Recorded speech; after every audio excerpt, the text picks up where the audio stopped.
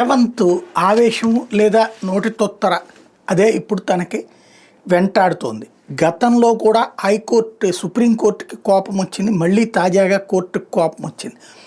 నిన్న మాట్లాడింది అదే, ముఖ్యమంత్రికి సంయమనం పాటించడం తెలీదా అని అసెంబ్లీలో చేసిన వ్యాఖ్యలు రాజ్యాంగంలోని 10వ షెడ్యూల్ని ఎగతాళి చేసినట్టే ఉన్నాయి. గతంలో హెచ్చరించినా కూడా ఆయనలో మార్పు రాలేదంటూ సుప్రీంకోర్టు న్యాయమూర్తులు justice B R Gavai, justice Augustine జార్జిలతో కూడిన ధర్మాసనం తాజాగా చేసినటువంటి వ్యాఖ్యలు ఆయన మీద గతంలో చర్యలు తీసుకోకుండా మేము వదిలేయడం అన్నటువంటి తప్పయిందా అంటూ క్వశ్చన్ చేసినటువంటి సందర్భం.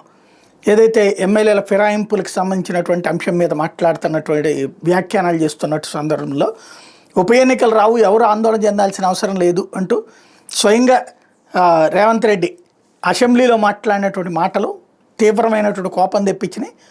ఇదే విషయాన్ని సీనియర్ న్యాయవాది ఆర్యమ సుందరం ధర్మాసనం దృష్టికి తీసుకెళ్లారు. ఈ నేపథ్యంలో స్పందించిన ధర్మాసనం, గతంలో ఇట్లాంటి అనుభవం ఉన్నందున కొంత సంయమనం పాటించాలనే విషయం ముఖ్యమంత్రికి తెలియదా? 2024 ఆగస్టులో ఢిల్లీ ఎక్సైజ్ పాలసీ కుంభకోణం కేసులో బీఆర్ఎస్ నాయకురాలు కవితకి బెయిల్ మంజూరు చేసిన సందర్భంగా కూడా ఇట్లాంటి వ్యాఖ్యలే చేశారు.